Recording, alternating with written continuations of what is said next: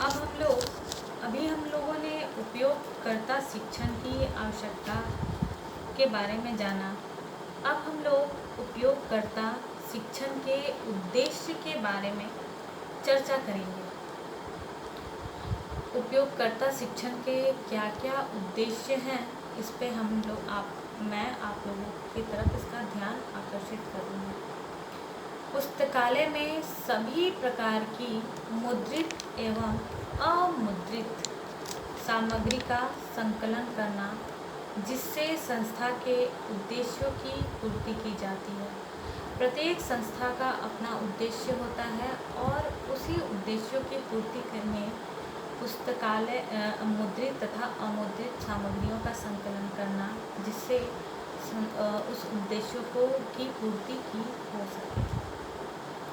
दूसरा है पुस्तकालयों में उपलब्ध सुविधाएं एवं संसाधनों का सामान्य परिचय करना, जिससे पुस्तकालय का समुचित उपयोग हो सके।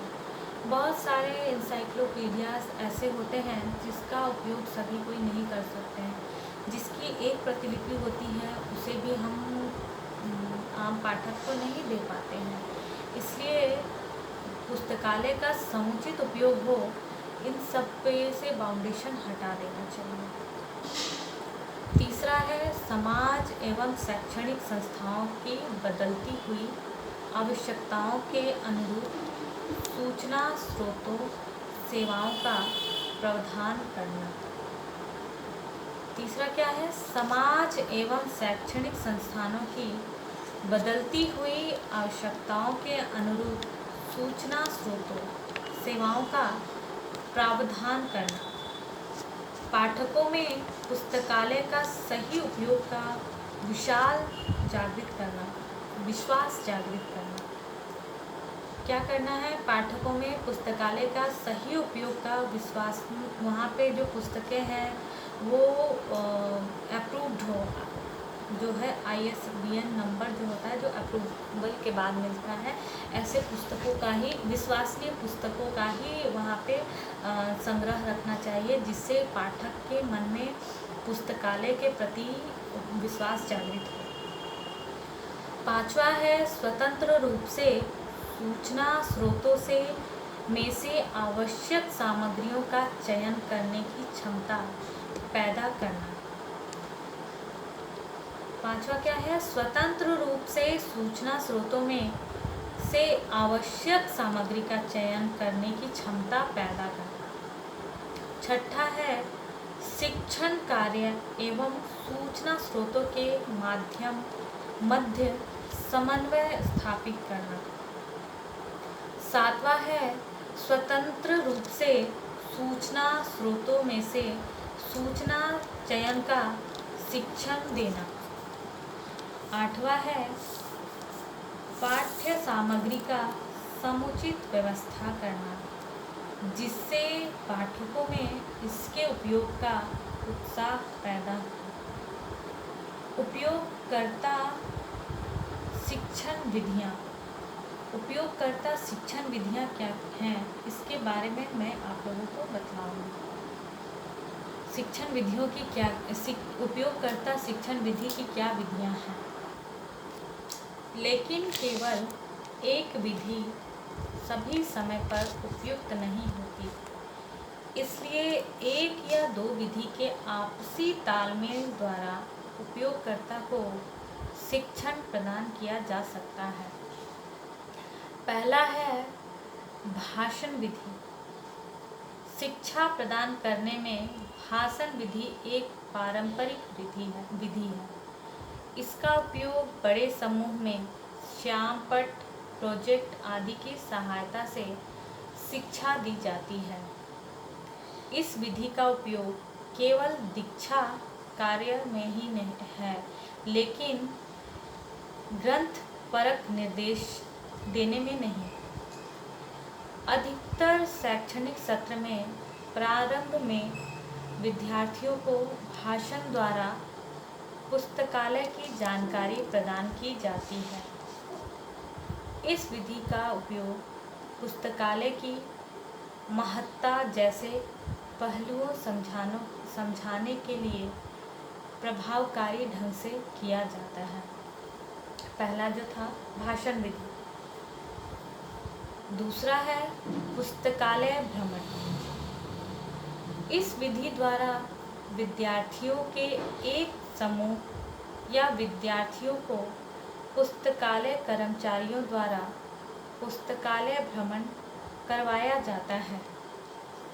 भ्रमण के समय पाठकों को पुस्तकालय के विभिन्न विभागों, प्रत्येक विभाग द्वारा दी जाने वाली सेवाएं, संग्रह की व्यवस्था आदि से परिचित करवाया जाता है।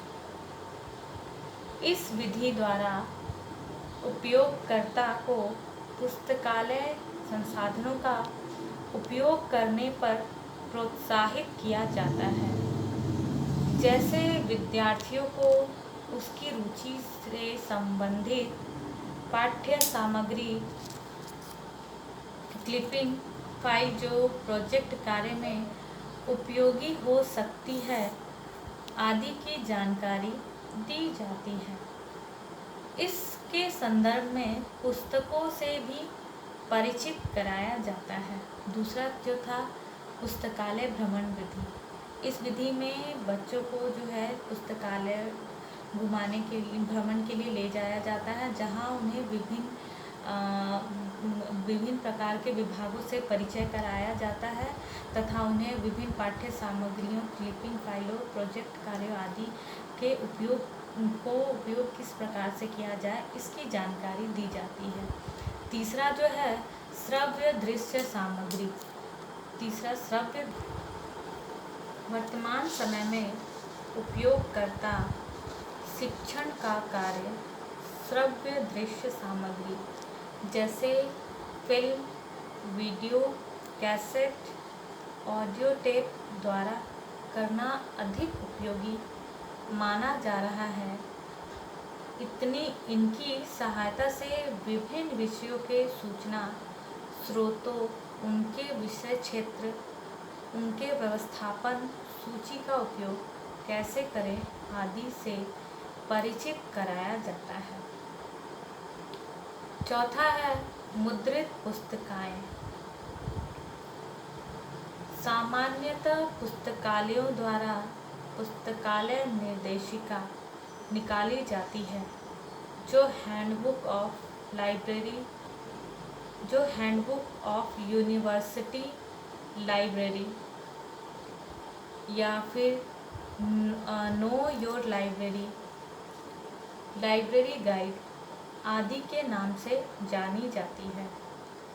इस निर्देशिका में पुस्तकालय नियम, साहित्य संग्रह, विभिन्न विभागों एवं विभिन्न सेवाएं जो पुस्तकालय द्वारा दी जा रही हैं आदि को जानकारी होती है। इस विधि द्वारा साहित्य का उपयोग कैसे करें, जैसे पेटेंट प्रतिवेदन का उपयोग कैसे करें, ग्रंथ सूचियों का व्यवस्थापन कैसे समझें आदि बतलाया जा सकता है। इस माध्यम से यदि पाठक स्वयं सूचना खोजता है तो उसका आत्मविश्वास बढ़ जाता है। इन पुस्तिकाओं को पाठकों के पास डाक द्वारा उनके पुस्तकालय में आने से पूर्व भिजवाया जा सकता है। इन निर्देशिकाओं को पुस्तकालय ग्रंथ सूची के समीप होना चाहिए।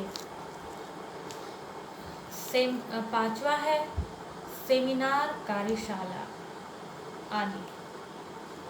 समय समय पर सेमिनार, कार्यशाला आदि का आयोजन की जाना चाहिए, जिसमें पुस्तकालय सूचियों के भाग, उपयोग, ग्रंथ सूचियों को देखना आदि सिखाया जाता है। नंबर 6 है दीक्षा सप्ताह। अमेरिका के अधिकांश पुस्तकालयों में 9 अंगतुक दीक्षा सप्ताह द्वारा उपयोगकर्ता शिक्षण कार्य को किया जाता है। इस सप्ताह में छोटे छोटे समूह में पाठकों को निर्देश, पुस्तकालय संग्रह की जानकारी, वर्गीकरण पद्धति की संक्षिप्त जानकारी प्रथम दिन प्रदान की जाती है। इसके बाद प्रतिदिन पुस्तकालय के विभिन्न विभागों की जानकारी प्रदान की जाती है। 7वां है योजनाबद्ध निर्देश। योजनाबद्ध शिक्षा कई माध्यमों के द्वारा दी जा सकती है, यथा पुस्तक, कंप्यूटर, श्रव्य दृश्य साधन आदि। इसमें पाठक को जानकारी दी जाती है कि उसे कई टुकड़ों में बांटकर व्यवस्थित करते हैं। इसमें पाठक को धीरे धीरे शिक्षा दी जाती है। उपयोगकर्ता शिक्षण प्रमुख रूप से पाठकों को पुस्तकालय संग्रह का व्यक्तिगत और सामूहिक उपयोग हेतु निर्देश और मार्गदर्शन देने में संबंधित प्रक्रिया है। पाठकों की सूचनात्मक आवश्यकताओं को ध्यान में रखते हुए इस प्रकार कार्यक्रम बनाने चाहिए जो पाठकों की आवश्यकताओं को अभिव्यक्त करे, उन्हें इस योग्य बना सके कि वह पुस्तकालय का प्रभावी रूप एवं कुशलता से उपयोग कर सके। अगला जो है हम अगले टॉपिक पे देखेंगे अब उपयोगिता अध्ययन यूज़र स्टडीज़। यूज़र स्टडीज़ की विधियाँ तथा तकनीकों के बारे में चर्चा करेंगे तथा उसकी जो आवश्यकता एवं महत्व के बारे में भी आप लोगों को बतलाएंगे। उपयोगिता समस्त सूचनाओं का केंद्र बिंदु होता है। उपयोगिता समस्त सूचनाओं का केंद्र बिंदु होता है।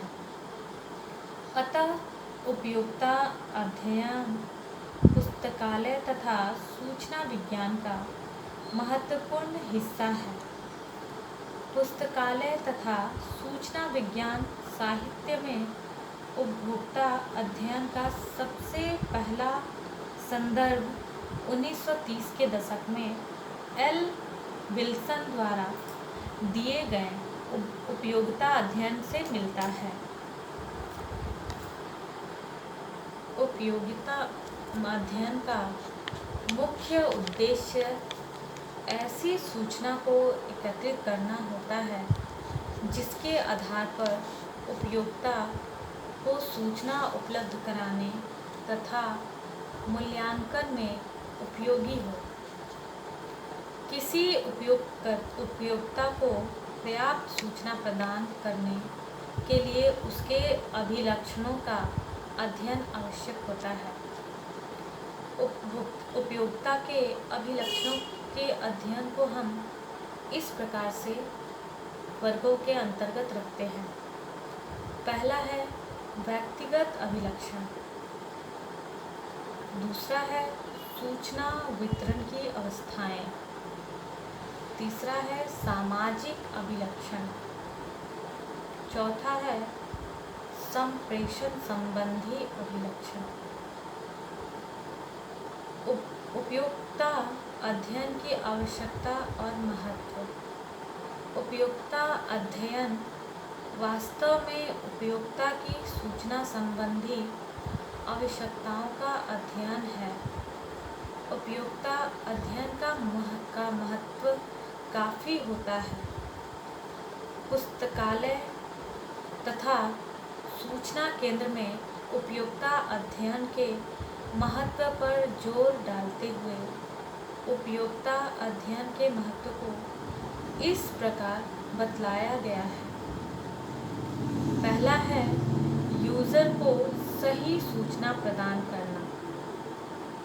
उपयोगिता अध्ययन का एक काफ़ी महत्वपूर्ण पहलू है।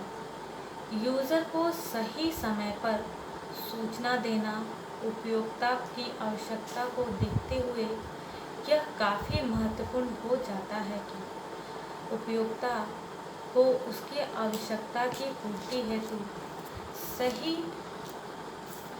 सही समय में सही सूचना प्रदान कर सके। यह उपयोक्ता अध्ययन का सबसे महत्वपूर्ण है। दूसरा है यूज़र को उसके प्रलेख तक पहुंचाना।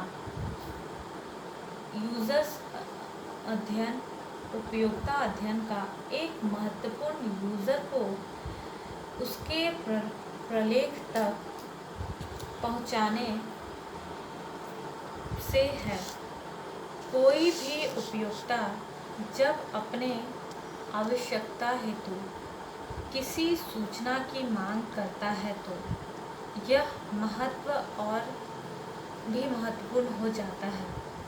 चूँकि यूज़र ही महत्वपूर्ण तत्व होता है, इसलिए यूज़र को उसके प्रलेख तक पहुंचाना यह उपयोक्ता अध्ययन का महत्वपूर्ण महत्व है। तीसरा है यूज़र का समय बचाना। उपयोक्ता अध्ययन का एक महत्व यूज़र का समय बचाना भी है। उपयोक्ता अध्ययन इतनी सशक्त प्रणाली होती है कि वह तुरंत उपयोक्ता को उसकी मांग की पूर्ति करे और उपयोक्ता को समय बचाए। पुस्तकालय विज्ञान के महान विचार और पुस्तकालय विज्ञान के जन्मदाता डॉक्टर एस.आर. रंगनाथन द्वारा दिए गए पुस्तकालय विज्ञान के पंचसूत्र के चतुर्थ सूत्र में यह बताया है कि यूज़र का समय बचाव उपयोक्ता अध्ययन के महत्व का एक महत्वपूर्ण कड़ी उपयोक्ता का समय बचाए। क्योंकि आज के भागदौड़ भरी ज़िंदगी में किसी के पास इतना समय नहीं होता है कि वो पूरा समय लाइब्रेरी को दे सके। इसलिए उपयोक्ता अध्ययन का महत्वपूर्ण कार्य है जो हमारे यूज़र्स हैं उनको कम से कम समय में पुस्तक उपलब्ध कराना। चौथा है सूचना प्रदान करने में गुणवत्ता लाना। सूचना प्राप्ति में उपयोगकर्ता अध्ययन महत्वपूर्ण है। उपयोक्ता अध्ययन में उपयोक्ता को सूचना प्रदान हेतु गुणवत्ता लाना इसका एक विशिष्ट महत्व है। अब जो हम देखेंगे उपयोक्ता अध्ययन की विधि या टेक्निक। उपयोक्ता अध्ययन के लिए उपयुक्त विधियों का चयन करना आवश्यक होता है।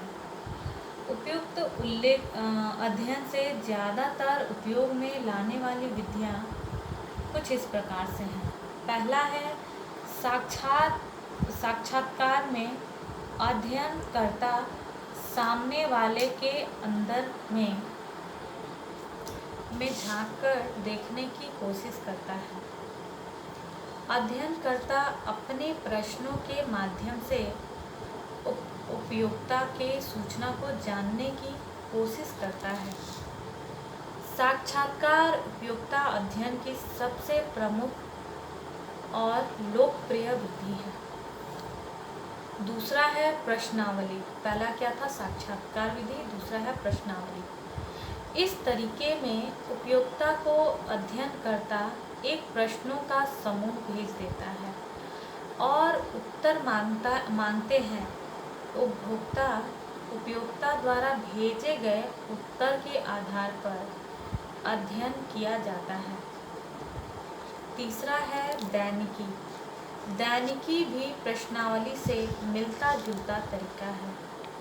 इसमें अध्ययनकर्ता द्वारा उपयोक्ता के दैनिक क्रियाकलाप के आधार पर अध्ययन किया जाता है। चौथा है स्वयं द्वारा किया प्रेक्षण।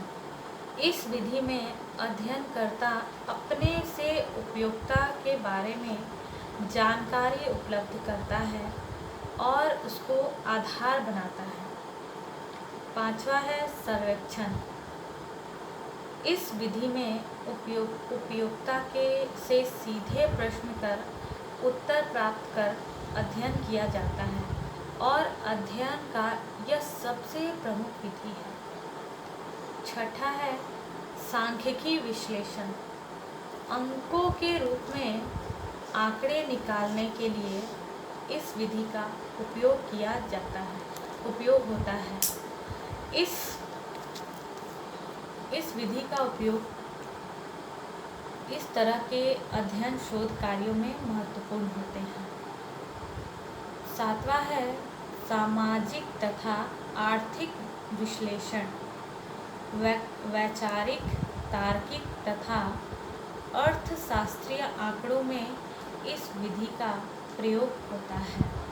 पहला था आपका जो है सबसे लोकप्रिय विधि है साक्षात्कार विधि, दूसरा है प्रश्नावली विधि, तीसरा है दैनिकी, चौथा है स्वयं द्वारा किया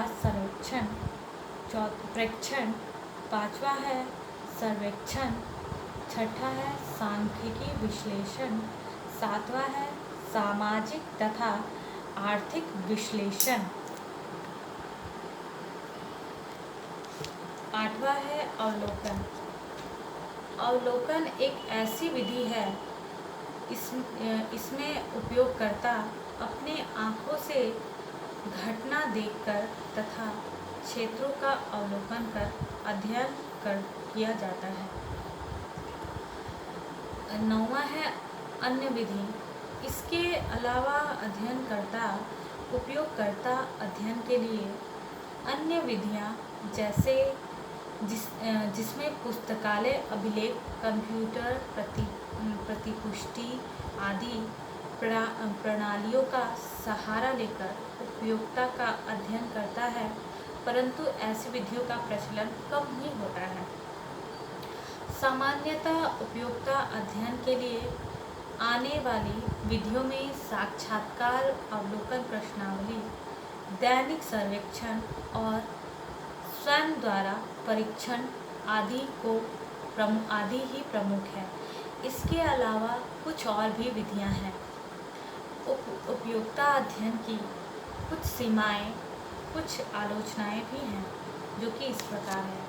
यद्यपि उपयोगिता की सूचना संबंधी जरूरतों का निर्धारित करने के लिए अनेक अध्ययन किए गए हैं, फिर भी सूचना संबंधी आवश्यकताएं अत्यंत जटिल और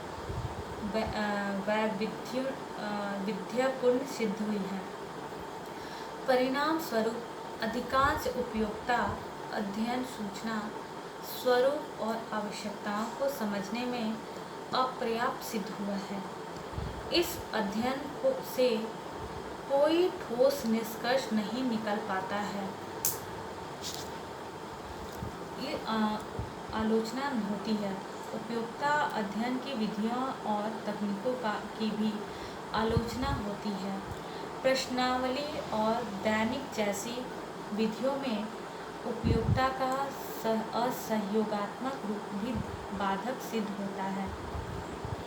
कुछ आलोचनाओं ने सूचना का पता लगाने के लिए संबंधित व्यवहार में व्यक्तिगत मामलों को शामिल करने पर जोर दिया।